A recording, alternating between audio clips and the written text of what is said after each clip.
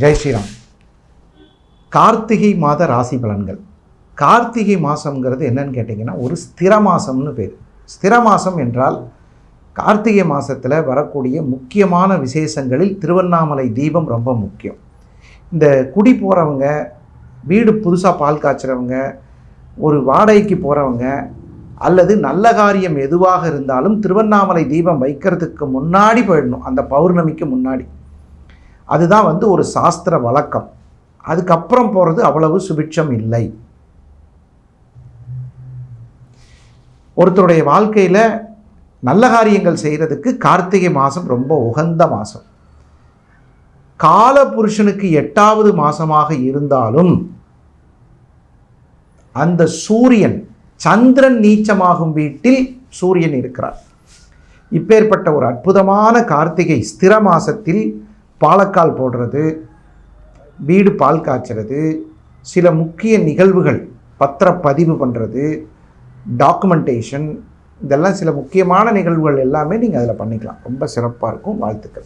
மகர ராசி என்பவர்களுக்கு, மகர ராசியில் பிறந்தவர்கள் புதிய வேலை வாய்ப்புகள் கிடைப்பதற்கும், புதிய பிரான்ச்சஸ் ஓப்பன் ஆகிறதுக்கும், ஆடை ஆபரணங்கள் கிடைப்பதற்கும், வியாபார தந்திரங்களை கற்றுக்கொள்வதற்கும் சரியான நேரம். உங்களுடைய உடல் ஆரோக்கியம் அதிகமாகும். குடல் சம்பந்தமான பிரச்சனைகள் சரியாகும். உடலில் இருந்து வந்த அசுத்த நீர் வெளியேறி உடம்பு தங்கமயமாக மாறும். மனக்கவலைகள் தீரும் அற்புதமான மாதம் கார்த்திகை மாதம். அட்டமாதிபதி பாதகஸ்தானத்தில் இருக்கும் பொழுது, மகர ராசிக்கு அட்டமாதிபதியே சூரியன். அந்த சூரியன் 11ஆம் இடத்தில் இருந்து பாதகத்தில் இருப்பதனால் தந்தை மீது வாக்குவாதங்கள் செய்வதை தவிர்த்து கொள்வது நல்லது. ஏழை எளியோருக்கு சனிக்கிழமைகளில் உணவளிப்பது மிகச்சிறப்பு. ஏற்கனவே நீங்கள் செஞ்சிட்ருப்பீங்க, இன்னும் செய்யுங்க.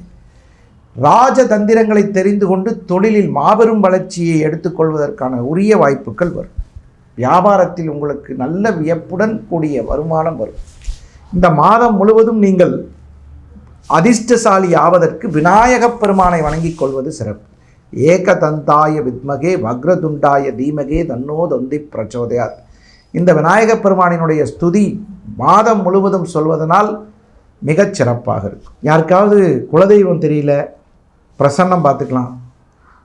ஜோதிடத்தில் தெளிவாக திருமண பொருத்தம் பார்ப்பதற்கு கட்ட பொருத்தம் பார்க்க வேண்டும், கிரக பொருத்தம் பார்க்கணும்.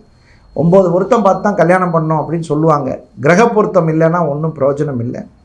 ஒரு ஜாதகத்தில் 2ஆம் அதிபதி கெட்டு போச்சுன்னா அந்த ஜாதகருக்கு எத்தனை திருமணம் செய்தாலும் சரி இருக்காது.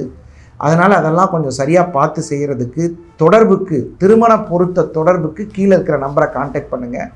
தெளிவாகவும் துல்லியமாகவும் பார்த்து தரப்படும். 30 வருட அனுபவத்தில் உங்களுக்கு மிகச்சிறப்பாக பல இடங்களில் உங்களுக்கு என்னை அறிமுகமாக்கி கொள்ள வேண்டிய அவசியம் இல்லாத இடம். ஏன்னா எல்லாருக்கும் என்னை தெரியும்.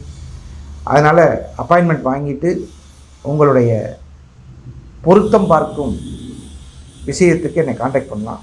சில பேர் நேரடியாக கான்டாக்ட் பண்ணோன்னா சென்னை மற்றும் கோவையில் நேரடியாக சந்திக்கலாம். வருவதற்கு முன் கண்டிப்பாக ஃபோன் செய்துவிட்டு வரவும்.